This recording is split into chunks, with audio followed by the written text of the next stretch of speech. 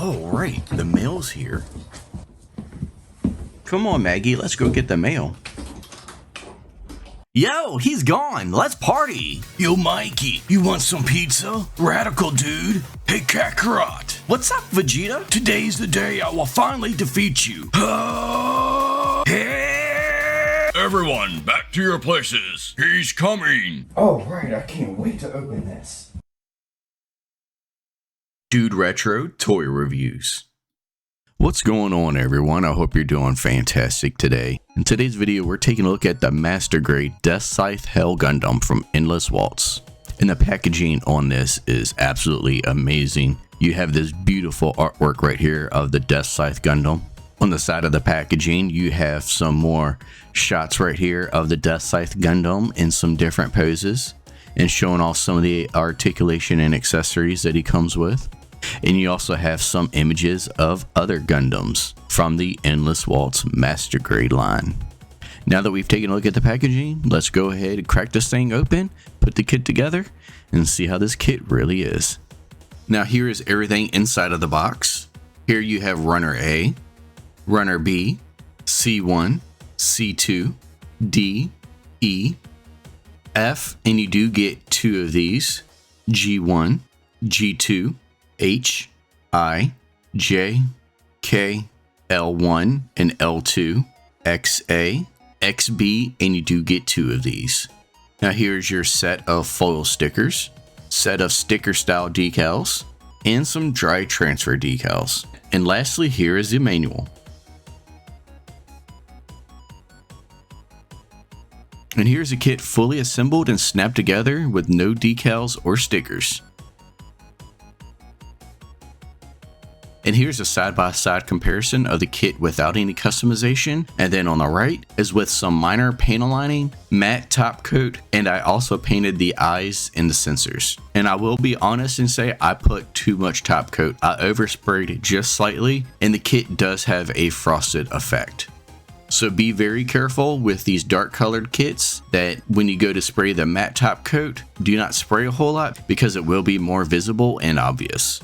And so here is Deathscythe Hell all put together and customized just a little bit, but this is the model kit. Now let's go ahead and get a closer look at him. Now, as you can probably see, I did spray a top coat on this. And to be honest, I am not the biggest fan of how it turned out. I think I oversprayed it just a little bit. As you can see, there is some frosting going on, and that could be due to either an overspray or the humidity, because the humidity was around like 67% that night when I was doing it. Even though I'm not the biggest fan of how it turned out, it doesn't look bad. It does kind of give it like a satin look to it. So he's not like black or like jet black or anything like how he kind of appears in the movie. But he does have like a satin look to it, especially from a distance. So it doesn't look too bad. I mean, it could be better, but it doesn't look too bad. I'm overall happy with it, but I do kind of wish I kind of went a little bit lighter on the top coat. As you can see, I did paint the eyes in the sensor. I painted the sensor right there on the back, then also painted part right there. I painted that green. But overall, visually, the way this kit looks, it looks really, really good. You do see, like, there are some nub marks that are visible on this, and this is one thing that I was actually really terrified of with building a kit that's a lot of dark colors. Dark colored kits are it's really hard to cover up the nub marks whenever you're trying to remove them or sand them down. It's really hard to cover them up and actually make them look good. But this one, like up here, that's really visible. That was really hard to sand down, and it's smooth, but it's still visible. So that was a bummer. This one on this side is a little bit better, and as you see right there, that one's visible. So So there are a few that are visible, but for the most part, a lot of them are really well hidden. So that's really good. This right here is a huge pain in art, and I'm going to nitpick. I hate when they put nubs, like where it attaches to the runner, in a spot where it's curved. So even if you use your knife or like I have a sanding stick, unless you're using like sandpaper, you're not really going to be able to get in that curve to sand it down to actually make it look good. You see all the scratching and everything for where I tried to sand down that nub right there, and that was super annoying to try to remove. Really not a fan of that one. All right, so let's go ahead and get into this articulation. So right here in the head looks up, looks down. You get some movement right there in the neck. You do get some side to side motion, and right here in the shoulder, you get a nice butterfly joint. And with the arm here, it can go up, but you're going to hit the wing right here. So in order to have the arm go further out, you got to pull that butterfly joint out and swivel it up more. But this part right here of the shoulder, it is going to rub on this wing. There is a bicep swivel. There is a double bend at the elbow. And right here at the waist, you do get a little bit of a crunch.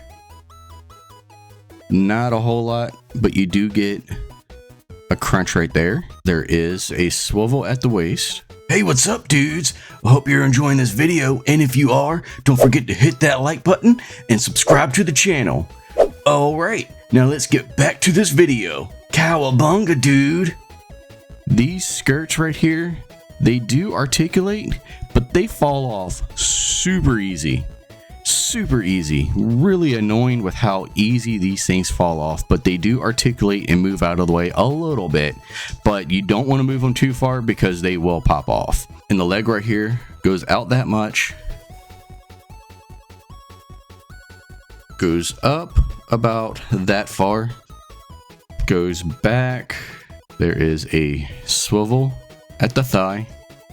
There is a nice double knee joint right here at the knee, and right here at the foot goes down, up, and there is toe articulation right there, and there is ankle pivot. And then right here at the wings,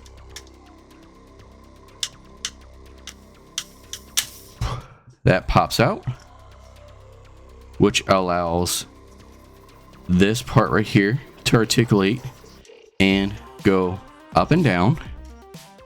Then this section here will pop out, and that allows this section to go in and out.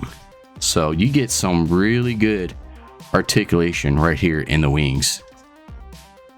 And then up here, this little red spike goes in and out just like so. Now onto the accessories. You do get this really nice scythe that he comes with, and the blade on this thing is like a translucent green. And as far as hands go, you do get 2 fists, you get 2 weapon holding hands, you get 2 widespread hands. I have these ones on the Gundam, but you do get 2 sets of hands that have that little line right there.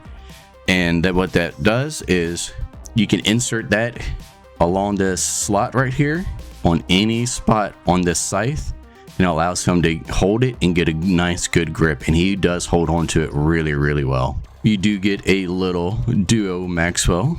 You get a little attachment for the action base, so that this attaches onto the bottom of Deathscythe, so you can attach them to the action base to do some nice flight poses and some other really cool poses. And you probably can't really see down there too well, but you do get a duo Maxwell pilot that sits in the cockpit.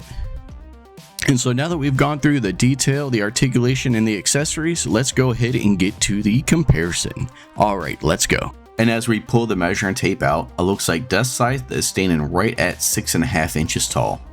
And I don't have any other master grade kit from the Endless Waltz line, but I do have right here the Gundam Universe Deathscythe Gundam to compare to this master grade. And you can see right here that the Gundam Universe line is a lot smaller than master grade Gundams. But this is a cool comparison between Gundam action figures, and Gundam model kits. And so that's going to do it for my review of the Master Grade Deathscythe Hell Gundam from Endless Waltz. This kit is really amazing. I loved building this kit. The pros of this model kit: looks for one are completely stellar with this. I am a huge fan of Gundam Wing, and in my own unbiased opinion, I think the Gundam designs from Endless Waltz are some of the best Gundam designs in general. The articulation on this is fantastic, especially when you include the wings. The wings do have a lot of range of motion and articulation in them, so you can get some really sick looking poses. The price of this kit isn't too bad either. He's around $55 to $60 depending on where you buy them from. And the availability is another huge pro, because if you're anyone who's been looking around for the master grades of the Gundams from Endless Waltz, you will find that a lot of them are P Bandai exclusives, so they're really hard to come across and really expensive. And so this one and the Master Grade Gundam Zero surprisingly are the only ones that are not P Bandai, so this kit is pretty easy to come across. There's not too many cons of this kit that I can think of, but if I had to nitpick and come up with any, it will be the flaps that are on the waist, like on the skirt. They do pop off very easily. Well, that's going to do it for my review. I really hope you enjoyed this video, and if you did, please leave a like and subscribe to the channel. I'm Dude Retro, and I'll see you next time.